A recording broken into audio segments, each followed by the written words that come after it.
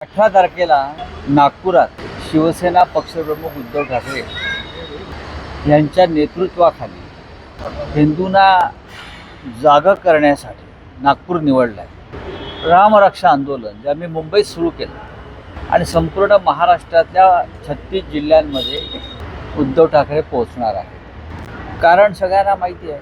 कारण असं आहे की अयोध्येच्या राम मंदिरात आणि इतर अनेक मंदिरात, प्रमुख मंदिरात ज्या पद्धतीनं लुटमार सुरू झाली आहे,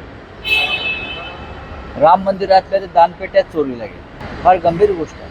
हा लोकांच्या भावनाशी श्रद्धेशी खेळण्याचा हा प्रकार हा अत्यंत गंभीर आहे. राम मंदिरासाठी लोकांनी प्राणांचं बलिदान केलेलं आहे. आम्ही स्वतः सर्व करसेवेमध्ये आम्ही उपस्थित राहिलो. कोणाची मक्तेदारी नाही आहे, कोणी आम्ही त्यातले आरोपी आहोत.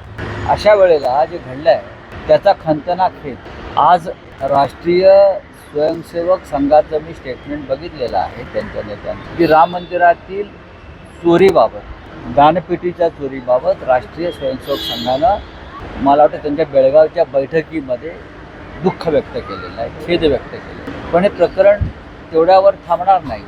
अजून मुख्य आरोपी बाहेर आहेत, त्यांना वाचवलं जातं. अशा वेळेला या इतर बद्रीनाथ केदारनाथ मंदिरामध्ये घोटाळा झालेला आहे, इतर अनेक मंदिरांचे घोटाळे समोर आलेले आहेत आणि रामरक्षा आंदोलनातून आम्ही लोकांना जागं करतो की ढोंगी हिंदुत्ववाद आता संपला पाहिजे. ढोंगी हिंदुत्ववाद यांच्यापेक्षा प्रखर हिंदुत्ववादी आम्ही आहोत, बलिदान केलं आणि त्यासाठी उद्धव ठाकरे यांच्या नेतृत्वाखाली 18 तारखेला 4:30 वाजता नागपुरामध्ये हे आंदोलन होईल. त्याला आम्ही आंदोलन म्हणत नाही, त्याला आम्ही एक जागरूकता आणण्याचं काम आम्ही करतो. आणि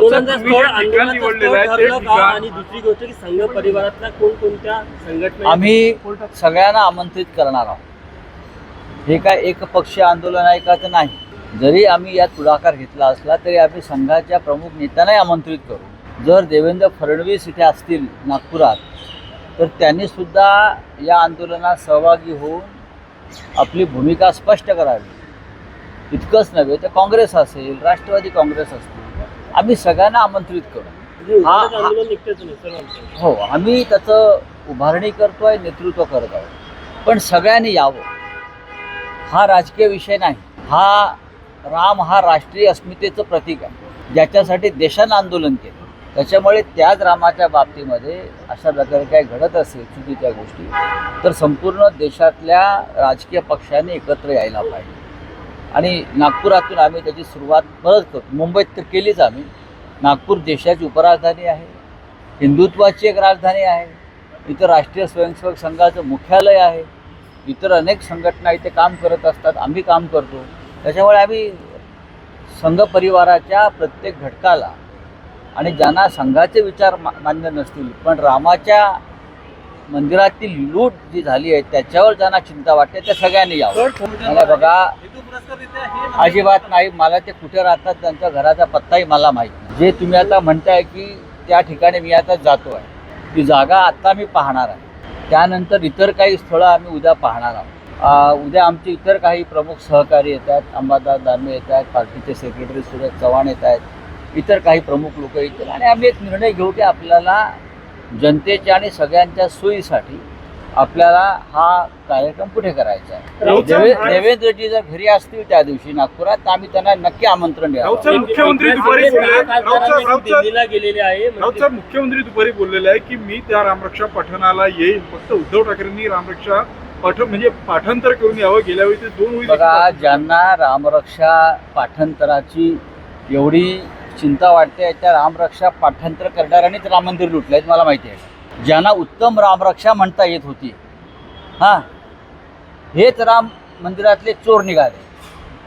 तेव्हा देवेंद्रजींनी आम्हाला हा सल्ला देण्यापेक्षा चोर कोण आहेत त्या चोरांवर कारवाई करा. त्यातले काही चोर महाराष्ट्रामध्ये आहेत आणि गृहमंत्र्यांनी ते पाहायला पाहिजे. तुमचा इशारा त्या कोषाध्यक्षांकडे आहे का जो महाराष्ट्र? माझं कोणाकडे इशारा नाही.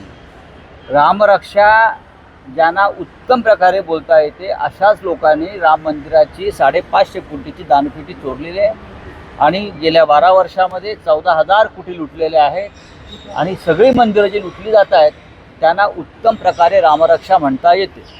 एकनाथ शिंदे 6 फुटीर खासदारांना घेऊन दिल्लीला गेले. किती 6 फुटीर खासदार. बरोबर मंत्रिमंडळाच्या संदर्भातल्या चर्चेत ठीक आहे ना, करू द्या ना.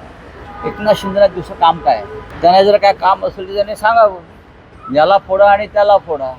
काही सामाजिक भान, विकासाची दिशा. हां, राम मंदिराच्या लुटीवर बोलावं. कोणाला भेटायला गेलेत? प्रधानमंत्र्यांना भेटायला गेलेत ना, तो अमित शहा ना. अमित शहानी आतापर्यंत राम मंदिराच्या लुटीवरती काही वक्तव्य केलं आहे का? आपण गृहमंत्री आहात देशाचे, कपाळाला टिळा लावून फिरता ना, बोला ना. मग देवेंद्र फडणवीस दखल घेतील असं मला वाटत नाही. भ्रष्टाचारासंदर्भात दखल घेण्याचं, कर्तव्य बजावण्याचं अधिकार त्यांच्याकडे आहे का याची मला आता चिंता वाटते. त्यांना दिल्लीतून आदेश होतो आहे या सगळ्या भ्रष्टाचारांना पाठीशी घालणं. कॅगचे ताशेरे येणं सरकारवरती ही आतापर्यंत गंभीर बाब समजली जात होती. मनमोहन सिंग प्रधानमंत्री असताना जेव्हा कॅगने ताशेरे मारले, मग तुझी स्पेक्ट्रम असेल, कॉमनवेल्थ घोटाळा असेल, तेव्हा भारतीय जनता पक्षानं संसद चालू दिली नव्हती.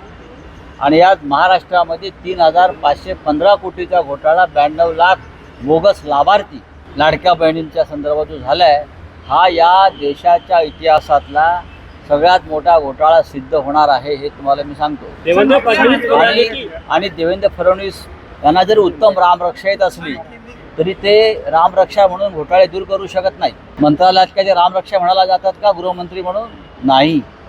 त्यांनी त्यांचं कर्तव्य बजावायला पाहिजे असं प्रभू श्रीरामाचा संदेश आहे त्यांना. मुख्यमंत्री म्हणाले की सोनम वांगचुक यांना उद्धव ठाकरे यांनी जो पाठिंबा दिला, हताश आणि निराश का बरं? सोनम वांगचुकला सगळ्यात आधी पाठिंबा नरेंद्र मोदी यांनी दिलाय. त्यांना अभ्यास करायला पाहिजे देवेंद्रजी. सोनम वांगचुक यांना सगळ्यात आधी पाठिंबा देणारे जर कोणी असतील तर या देशाचे पंतप्रधान नरेंद्र मोदी आहेत. त्यांनी सोनम वांगचुकवरती खास कार्यक्रम केला मन की बातमध्ये. त्यांना पद्मश्री पुरस्कारानं सन्मानित केलं नरेंद्र मोदींनी. तेव्हा देवेंद्रजींनी खूप शांतपणे चिंतन केलं पाहिजे आणि या विषयावरती भाष्य केलं पाहिजे.